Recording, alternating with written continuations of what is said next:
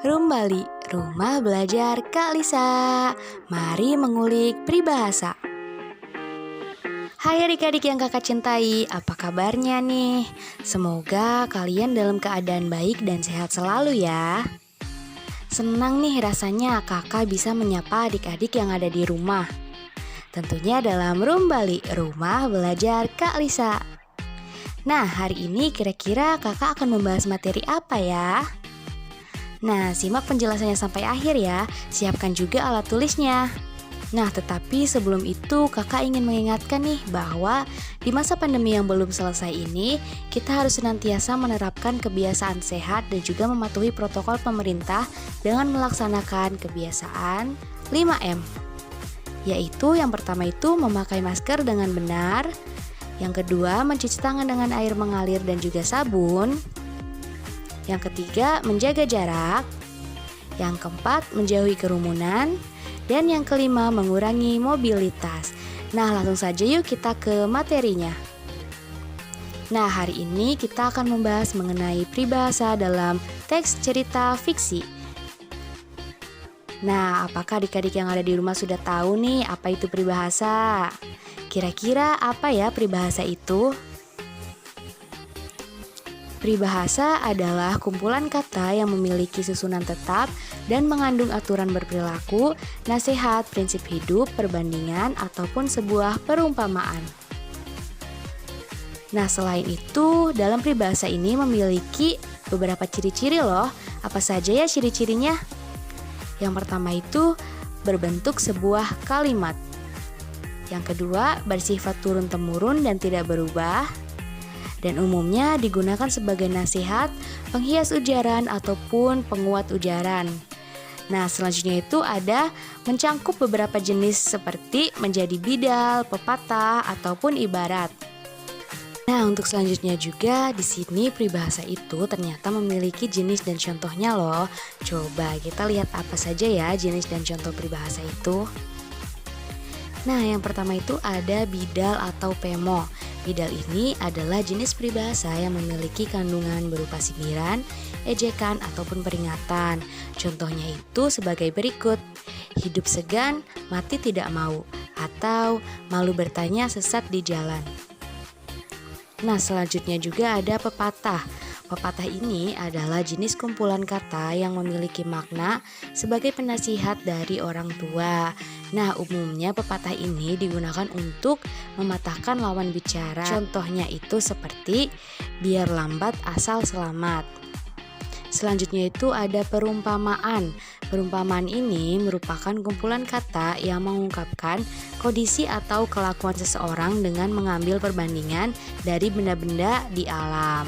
Nah, kata perumpamaan ini biasanya diawali dengan kata bagai, baik, bak, seperti, bagaikan, dan lain sebagainya.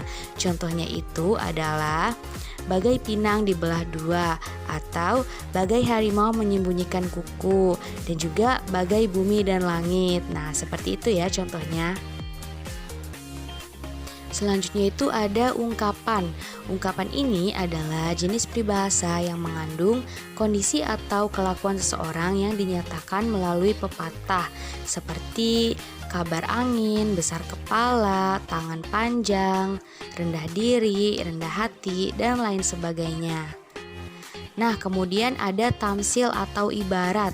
Tamsil ini adalah kalimat kiasan yang bertujuan untuk membandingkan suatu hal atau perkara. Contohnya itu adalah tua-tua keladi, makin tua makin jadi. Nah, selanjutnya itu ada semboyan.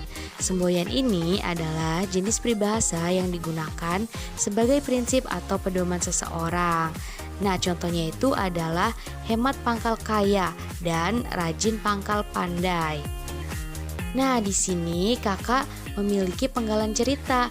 Nanti kita simak bersama dan juga tentukan mana sih peribahasa dalam cerita tersebut. Nah, cerita yang kakak sajikan di sini adalah cerita mengenai Malin Kundang. Yuk, mari kita baca bersama. Malin Kundang yang congkak pun mendorong ibu kandungnya sambil berkata, "Kau bukan ibuku, aku adalah saudagar kaya raya. Tidak mungkin memiliki seorang ibu yang miskin dan jelek seperti kamu." Perkataan Malin Kundang ini sontak melukai hati ibu kandungnya sendiri. Bak air susu dibalas dengan air tuba. Dengan sikap durhaka Malin Kundang ini, ibunya pun mengutuknya menjadi batu. Nah, coba adik-adik yang ada di rumah, dari penggalan cerita yang sudah disajikan ini, di mana letak peribahasanya? Coba dilihat dari paragraf pertama sampai paragraf kedua. Adakah peribahasa yang tertera dalam cerita tersebut? Coba kita lihat ya. Peribahasa dalam penggalan cerita di sini terletak pada paragraf kedua, yaitu air susu dibalas dengan air tuba.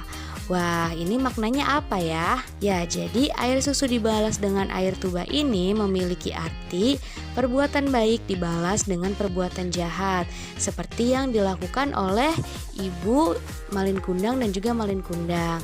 Di sini, Ibu Malin Kundang telah melahirkan, membesarkan Malin Kundang dengan kasih sayang dan kebaikan. Tetapi oleh Malin Kundang, kasih sayang dan kebaikan ibunya ini dibalas dengan perbuatan jahat. Jadi, gambaran dari keadaan ini bisa dijabarkan melalui peribahasa air susu dibalas dengan air tuba. Seperti itu ya cara menentukan dan mengartikan peribahasa dalam teks cerita fiksi. Nah, kemudian di sini kakak ada latihan soal nih. Yuk kita siapkan alat tulisnya dan juga jawab ya latihan yang sudah kakak berikan ini. Yuk, mari berlatih. Pertanyaan pertama. Ayah yang lapar tidak bisa lagi menahan amarahnya dan langsung marah kepada Samosir yang memakan bekal makanannya dan teriak sambil menyebutkan, "Dasar kau anak ikan, apalah jadi nasi sudah menjadi bubur." Kata-kata larangan itu akhirnya terucap. Kemudian datanglah hujan dan banjir secara tiba-tiba dan menenggelamkan daerah itu. Dan kini tempat itu dinamakan sebagai Danau Toba dan pulau di sekelilingnya dinamakan dengan Pulau Samosir. Nah, adik-adik, dari penggalan cerita di atas, peribahasa nasi sudah menjadi bubur memiliki arti A. Kata-kata yang terlanjur terucap. B. Kesabaran ada batasnya. C. Ayah yang lapar. D. Usaha keras tidak akan mengkhianati hasil.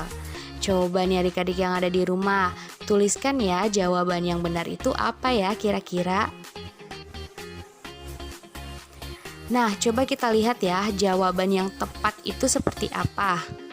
Apakah A, B, C, atau D ya? Coba kita lihat bersama. Ya, jadi jawaban yang benar itu adalah A. Kata-kata yang terlanjur terucap. Nasi sudah menjadi bubur adalah peribahasa yang memiliki makna atau arti suatu perbuatan, perkataan, atau tindakan yang secara terlanjur dilakukan ya atau diucapkan.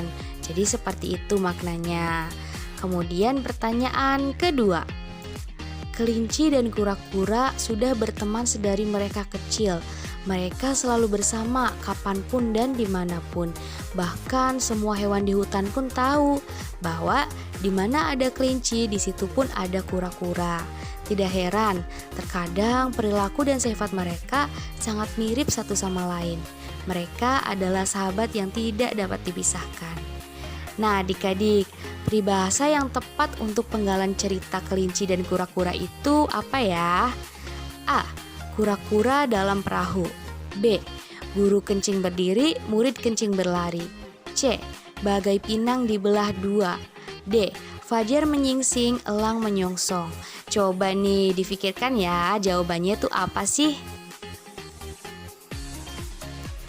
Nah, yuk mari kita lihat jawaban yang benarnya itu apakah A, B, C, atau D ya? Coba kita lihat. Ya, jadi jawaban yang benar itu adalah C, bagai pinang dibelah dua. Nah, di sini kelinci dan kura-kura itu sudah berteman ya sedari mereka kecil, sampai perilaku, sifat mereka juga sama. Maka dari itu, peribahasa yang sangat tepat untuk kura-kura dan kelinci ini adalah bagai pinang dibelah dua, yang menggambarkan sesuatu yang sama persis atau mirip ya, seperti kura-kura dan kelinci ini. Nah, kemudian pertanyaan terakhir. Saudagar kaya itu sangat ringan tangan, meskipun dia tampan, kaya, dan juga berasal dari keluarga tersohor. Nah, ringan tangan di sini dalam penggalan cerita di atas termasuk jenis peribahasa A. Semboyan, B. Ibarat, C. Perumpamaan, dan D. Ungkapan. Nah, ternyata ringan tangan itu adalah jenis peribahasa ungkapan. Nah, jadi seperti itu ya jawabannya. Nah, coba nih adik-adik yang ada di rumah, apakah kalian menjawabnya dengan benar? Jika benar berarti kalian hebat. Nah, jika ada yang masih salah, berarti kalian harus berlatih dan tetap semangat belajar. Nah, mungkin segitu saja pembahasan materi kali ini. Untuk lebihnya, adik-adik bisa belajar lebih banyak lagi ya. Tetap semangat belajarnya. Sampai jumpa di lain waktu. Rumbali, rumah belajar Kak Lisa. Sampai jumpa.